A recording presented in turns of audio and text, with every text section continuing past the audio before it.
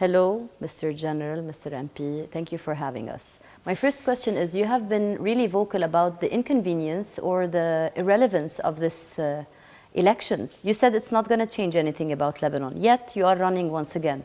Why? First, we are having the elections actually in a very particular circumstances where Lebanon is in total bankruptcy and people needs are in their extreme limits. At the same time, the hope is vanishing more and more at all levels in the state and for the future. I was not intending to run for the election, frankly, in the past few months, because I tried within 4 years to change things. But being alone as an independent MP, you are a voice. If you have a bloc, parliamentary bloc, you become an influence. But if you have an official high post, political high post in the state, you became an authority. And authorities, executive, can change things. As voice, I did my job, and I'm okay with it. But since I was in the army and the services, military intelligence and civil intelligence in Lebanon, I was in full time in the state at 37 years. I was in the executive. Now I was seeing myself as just a voice. And a voice can't build anything. I can criticize, I can show the people where are the differences in the state, where are the violations of the laws, but you can do nothing. Yes. And we have a political class dominating the state. Since the time of the Civil War, they were militias and they became politicians with neckties. But they brought their culture of the struggle and partition of streets and communities, they brought it to the state, and actually we have within the central state 4 states. One for the Shiites, one for the Sunnis, one for the Druses, and one for the Christians. And when you have 4 states inside one state, and where clientelism is the main system in those states, it means the destruction of the central state, which become just a superficial image of a state. Now I'm running again for the sole reason that for some people, I am from the ones that would give them a hope. And I'm against of killing hope. And I'm expecting, maybe I'm dreaming, maybe, but I'm hoping that in the next mandate, there will be an opportunity, maybe for me, to be in a political post, executive one, which will allow me to do the things that I was talking about and correct. I know that if I am in the state, in the executive, since my experience and knowledge, deep knowledge about the composition of the state, its laws, the society, the parties, the political system, I found before a way to build very successful institution, and I was praised by the United Nations in 2004. We're talking here about the general security of Lebanon. Having the best official institution in the Middle East between the 5 top. Yes. So I believe I can do, but it depends for the future if I could reach really an executive post, high one, to allow me to do what I dream about. There's one thing, you said this is a particular or a very special circumstances. This is why you're running. It is a very known fact that in the regional arena and the global arena, and we're speaking to a global viewer, they perceive Lebanon as a challenge between the pro-Hezbollah and the anti-Hezbollah camp. You are one of the independent people that are standing obviously and vocally in the pro-Hezbollah, pro-Syria camp. How do you explain these elections to the global viewer in terms of Hezbollah presence in Lebanon? Saying that it is this election, or Lebanon is divided between pro-Hezbollah and against Hezbollah, or pro-Syria or anti-Syria, it's simplifying the problem. It's not about Hezbollah, it's not about Syria, it's not about the resistance by itself. People like me would think about it, where is the national interest of Lebanon? Lebanon is between Israel from one side, which was occupying for 22, 24 years the south of Lebanon. And it's have daily violation of the borders and some attacks inside Lebanon, depending on their policy. Syria is the closest neighbor. It's our only door to the Arab world. For us, the national interest of Lebanon is to have the closest and the best relation for Syria with Syria, and to have in Syria a moderate, non-fanatic regime, which is similar to the one of Assad. They were trying to replace him by ISIS and al-Nusra, and everybody knows what was the goal for those groups in Syria and some international powers to change the regime. For Lebanon, for the sake of Lebanon, a moderate, open, multi-communitarian, non-fanatic political system is a huge interest for Lebanon. We were in big danger and risk when those extremist groups were about to take the power in Syria. So this choice is a strategic one for the sake of the stability of Lebanon. Talking about Israel, they occupy part of our land still now, despite their withdrawal from a big part of the south. At the same time, this enemy, I call enemy, because they are our enemy. They are not hiding that they are active by force everywhere. Force is the only thing that would stop them from our side. The Lebanese army, and I am an officer of the army, surely I would dream about having an army that would be capable of confronting an enemy by itself without the help of anybody. But since our army is from a Western culture and is not allowed to have weapons at the level to be able to dissuade or defer the Israeli aggressions in the south, and since we were in the civil war where the army was not existing, it was divided into sectarian and militia group, so people in the south were forming their own resistance, and with this time, this resistance was backed by other powers outside Lebanon. So now we have the army from one side and the resistance.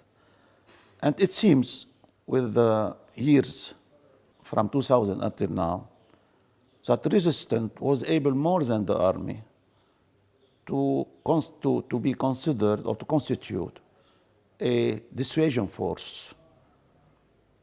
Because if the Israelis are not taking care about someone in Lebanon to stop them, they will allow themselves to do whatever they want. So our resistance is not pretending to liberate Palestine, for example. We are with the Palestinian cause, but we are not intending, it's a resistance done at the level of keeping the Lebanese safety and defense with the cooperation of the army. It's not in a contradictory relation with the army, which means it's a national interest too. Until the time there will be a global peace in the region and everything, our rights will be back as Lebanese from our occupied territories, or until the army would be enough equipped to be itself as a dissuasion force that Israeli would consider to not make aggressions, this resistance will be and is actually our choice to make this Israel calculate very precisely its steps in Lebanon and the aggressions that they intend from time to time to do it. So being with the resistance or being with good relation with Syria is not about being pro, or against. It's about being with the interest of Lebanon or against the interest of Lebanon. That's the main goal of, I'm an independent MP, but at the same time, I'm not a neutral citizen. This is my position, this is my conviction, and it's not new as a politician. I exercised it within the army, and it was the policy of the state. The policy of the state from 1990 until today is that Syria is not an enemy, and that Israel is an enemy. By the Lebanese constitution, it's like this. Okay. So if we are exercising it, however, within the Lebanese internal conflict, everybody has a slogan to bring attraction of the external power. Being, for example, against Hezbollah or the rest in Lebanon, would please for the Americans, Europeans, some European countries, would please to Israel, would provide money for some groups in Lebanon. And it's from all time a Lebanese tradition because it's a communitarian composition of the state and the country. So usually from the 16th, 14th centuries, foreign powers would put themselves in communities, and each community would be attached to a foreign power to make its own interest. That's the system in Lebanon. Of course, your choice is reflected in the votership. You got the #1 and largest amount of support in this district that you ran in 2018. I would really speak generally and take it from there. You spoke anti-Miqati government in the parliament. I heard that. The Lebanese people heard that. You spoke about the economy and the banking sector several times, many times. You even had some press conferences about that. I really want to ask you about May 17th. What's going to happen to Lebanon after the elections? Will the IMF actually fund this government? Will the same government stay? There are some security fears among the Lebanese people. You have always whistleblowed about the security fears and the social security fears in Lebanon. How do you see Lebanon after that elections, given that the same political structure will probably come back to the parliament? As I said, being in a political system dominated by community leaders, sectarian ones, it means this is the first step to start in what I call clientelism and corruption. And this chain of corruption, which including everybody, I'm saying all of them are having different level of corruptions. What we have seen today, what we are seeing today, is an accumulation of years of corruption, the years of this kind of domination, political domination, partition of the state, which brought us to this big bankruptcy in Lebanon, where the depositors lost around $120 billion.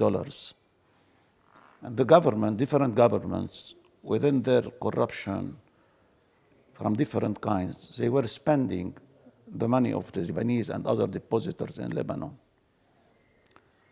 So changing the situation is impossible.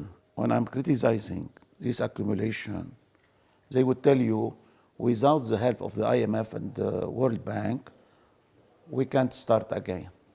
We don't have money. What they need from the IMF is 3 billion.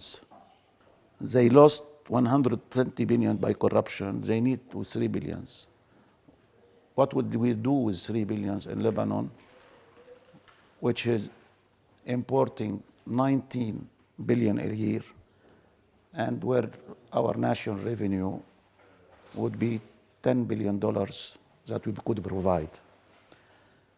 The main solution by criticizing those people, Miqati or others, is the same people maybe are coming back to the state in the new election. And if they are coming back, it's a human being who can change or destroy. I don't believe that people who have this past would change their behavior from one night to other night. They are the same, they will repeat. As Einstein said one day, repeating something the same way with the same people and expecting different result would be a full madness. Yes. So this election would not bring the huge change people are expecting, and one part of the responsibility would fall on people themselves because this election is their chance to change if they want to.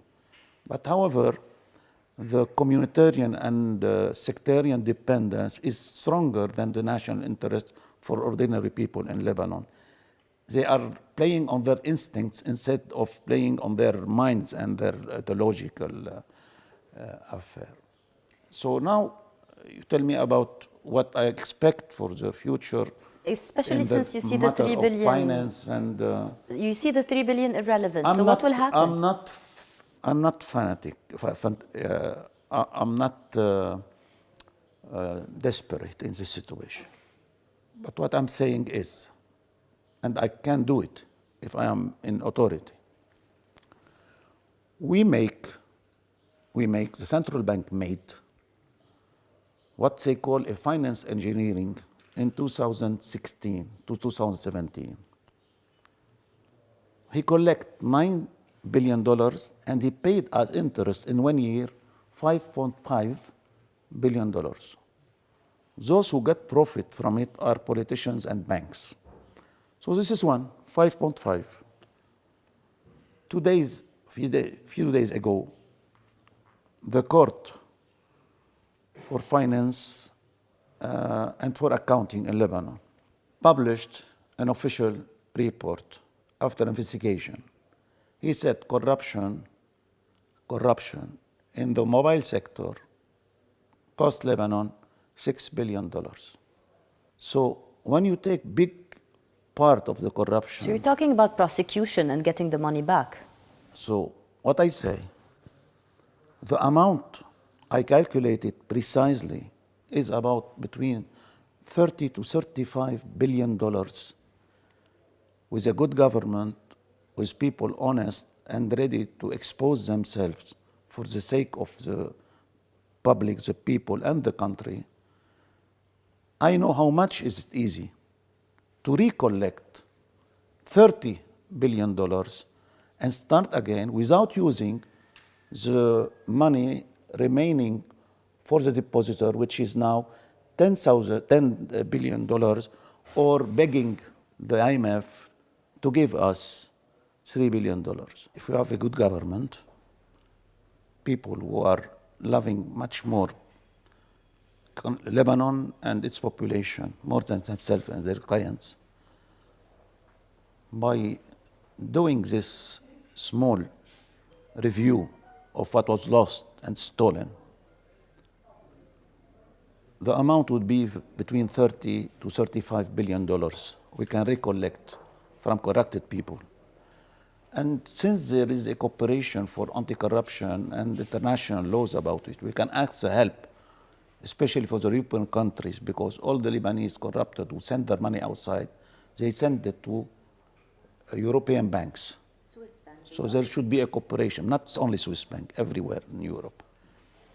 So once we will be able to do this, we will not need neither the $10 billion remaining in the banks for the ordinary people and depositors, and even we don't need the $3 billion for the IMF, because the IMF or the World Bank are two institutions which are governed by politics, and especially US politics.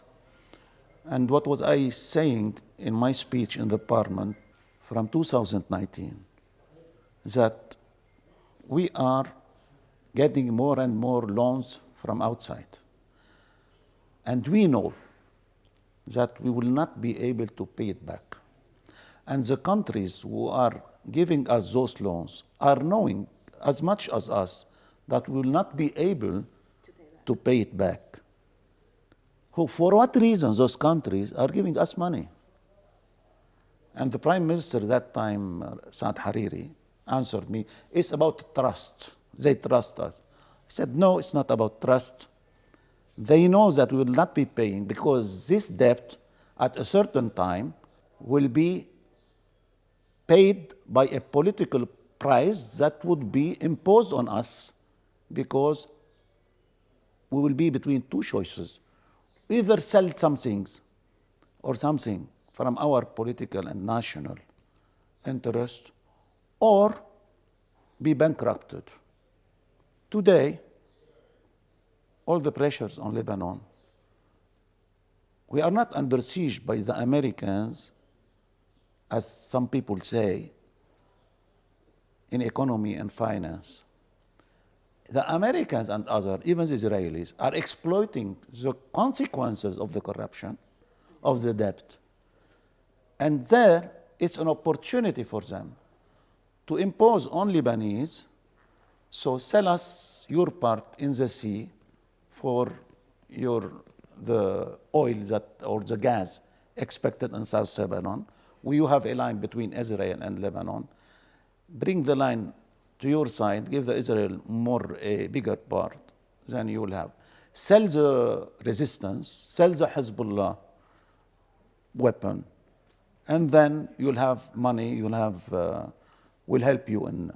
So what's happening today is this bankruptcy and debt can be balanced by a political price.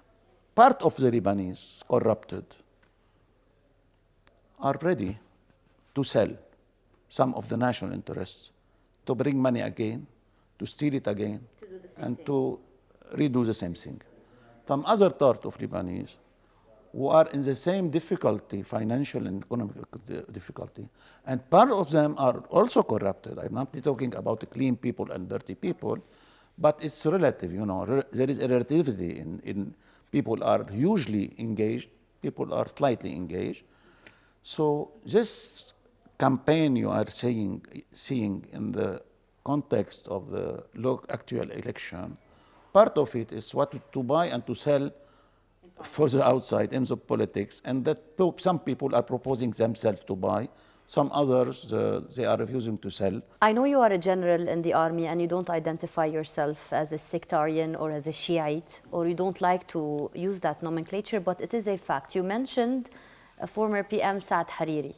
Saad Hariri's retreat from this political rally this time has been covered by international agencies in a way that the Sunni power is going down and the Shia power is gaining from that, and the Hezbollah.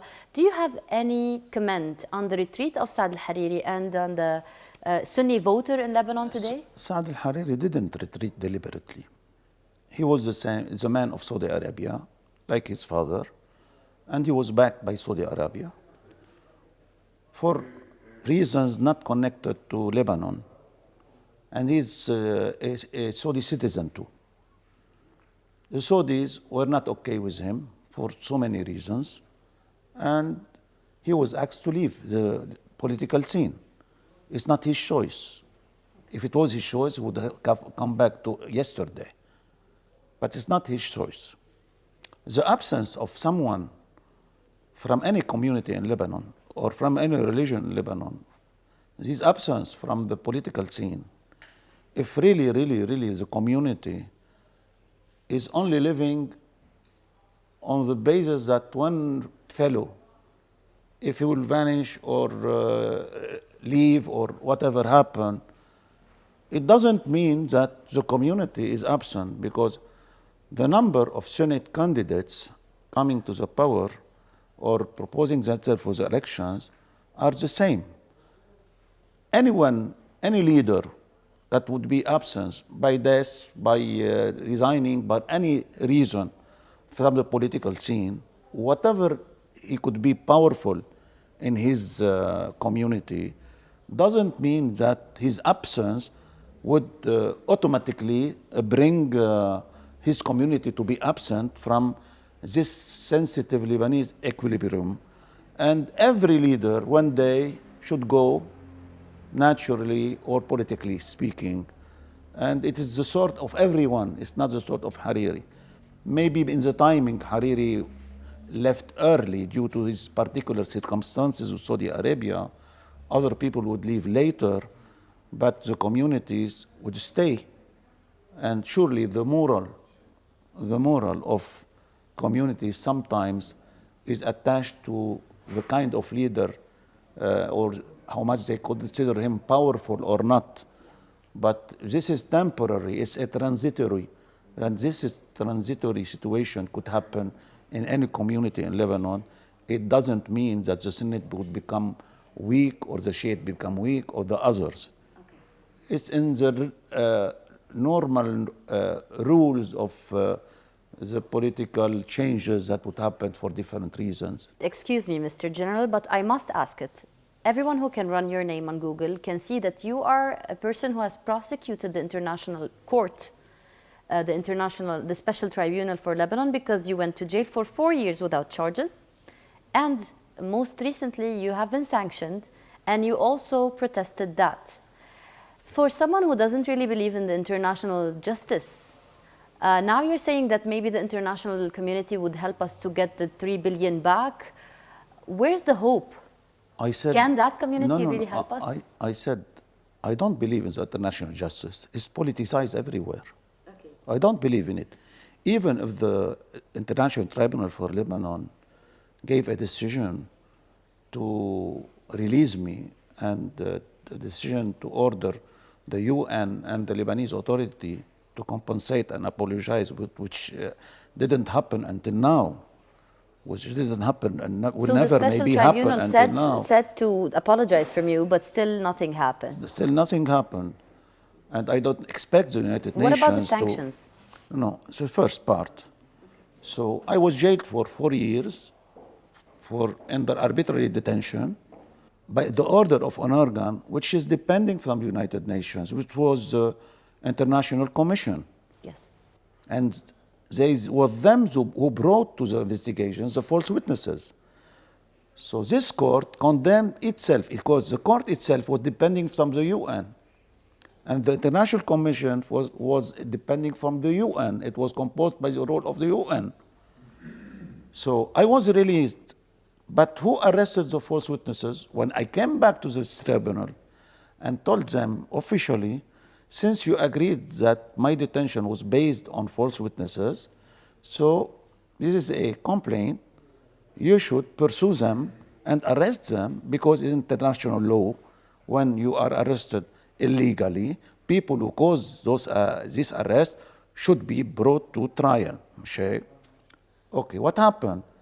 That this same tribunal who decided that I was jailed illegally based on false witnesses decided that it was not competent to judge the false witnesses, while those files are the same file. So this is the kind, because going to try the false witnesses would bring the tribunal to know or discover the people who were behind. And the people who were behind, they were known in WikiLeaks, coming from the ambassador Jeffrey Feltman, coming to some German officials, coming to some French officials that time, who contributed in sheltering and sponsoring the false witnesses within the investigation. This is part when we talk. They were embarrassed to release us because they were intending to change the accusation from Lebanese officers and Syria, and automatically they transmit it against Hezbollah at the same time. The same organ that brought us to illegal detention and brought the false witnesses was the same organ to accuse the Hezbollah without being asked, why for the first year, where is your credibility? Since you lied for the 4 years, how could I would be basing on you to go and accuse others? This is one. For the US sanctions, it's politicized. Okay, the US sanctions, because we're speaking about the economic system, the US sanctions what I said for the billions of dollars. US sanctions, yeah. Instead of saying you are politicizing the sanctions, and half of the corrupted people in Lebanon, in the state, are pro-Americans. Half other are anti-American. It's okay. What I said, I didn't seek protection from any political side in Lebanon. I came into a press conference, open one. There were Lebanese, local, and foreign, and US correspondent and TVs. And I said openly, okay. In your sanctions, you have put 3 allegations. Give me a visa, I will go to you. That's the simple. I would go to you to offer, to confront the sanction. If really one of these three allegations is true, I allow you to judge me under the US law, despite I am not an American citizen. Till now, Did you get any response? I sent a recourse, an official one, to OFAC. I worked on it for 3 months, and I sent it officially through a lawyer, a friend lawyer in New York. And I'm waiting, and the last paragraph of it, this is the recourse. Those are my responses to the allegations. Please, I'm ready to go to the United States, provide me a visa, and confront whatever you have connected to those sanctions if they are true. So for someone who has tested by fire the credibility of the international justice, you have prosecuted and won over the special tribunal for PM Rafik Hariri assassination. And now you're willing to prosecute the Americans under the American law for sanctioning you. So for the Lebanese people, who's going to bring justice for the $30 billion that were stolen from us? People like me, if we reach the real power. So it's not the international community. No, Neither no. is the The IMF. thickness. The corruption is Lebanese. Corruption is made in Lebanon. The Lebanese may seek cover for the corruption from the east and the west, but corruption is a Lebanese sickness. The Lebanese would teach foreigners, Arabs, Americans, Europeans, when they come to Lebanon, ambassador and other, they will teach them corruption. We are the teachers for the corruption. It's not the West, it's not the East, neither America, neither Syria, any country in the world is teaching Lebanese to be corrupted. They are corrupted, and since they are corrupted, they seek protection. They who fight the corrupted people are protected by the US, by the Syria sometimes. It was in the past when Syria was in Lebanon. Why? Because a corrupted one is a one who is weak enough to go and seek protection, because he would feel more safe in his corruption when he would steal and be allied to a big country outside Lebanon or a leader inside Lebanon, a corrupted people. That's the culture in Lebanon.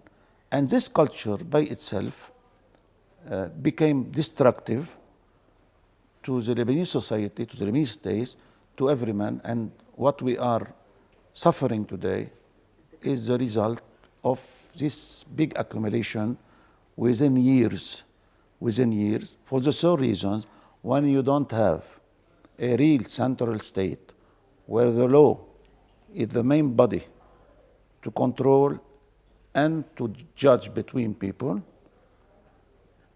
Once you stay with a communitarian state divided between leaders, automatically you can do anything. The only hope for Lebanon before begging from outside, is to correct itself from inside, because you can't gather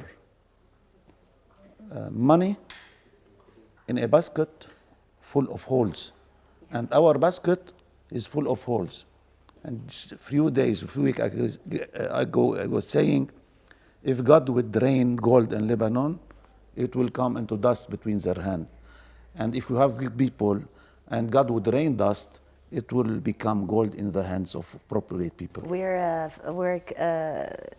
like concluding our conversation on such a dark note. I want to ask you one. It's not a dark note. It's if you don't agree the facts or recognize what's happening, it means you are escaping from reality, and escaping from reality would never bring solution for anything. So from now on, is the road we're going to go to total demolition and destruction of this political system into building something new, or will it really reproduce itself, refinance itself the same way, ila masha'Allah? I think sometimes God should do his work, but I don't know for what reason is delaying his work in Lebanon. To take some people, because the system is protecting them, and the communitarian system is not allowing an easy change of power. You need in Lebanon to change, you need 5-6 revolutions, one inside of each community, to throw out its own leader. and it's impossible. So God is capable to do such things. That's a better and note. sometimes we can't be desperate. I'm talking to some people who would come here. I hear you saying, oh God, deliver them, deliver us from them. But I was warning them yesterday and before. Beg God every day to deliver you from some bad people, but don't let him feel that you are desperate, because if in his calculation he is delaying those bad people for some reason, and maybe he will have pity on you because you are suffering from them, he will take you before them, and there you will lose totally. So please beg every day, but don't let God feel you desperate. That's a nice theology philosophy in the end of the conversation. It's mine to make people more patient and more struggling in this situation. Mr. General, Mr. MP, thank you so much for having us and for your time. Wishing you the best. Excuse my improvised English because I'm French educated. Thank you.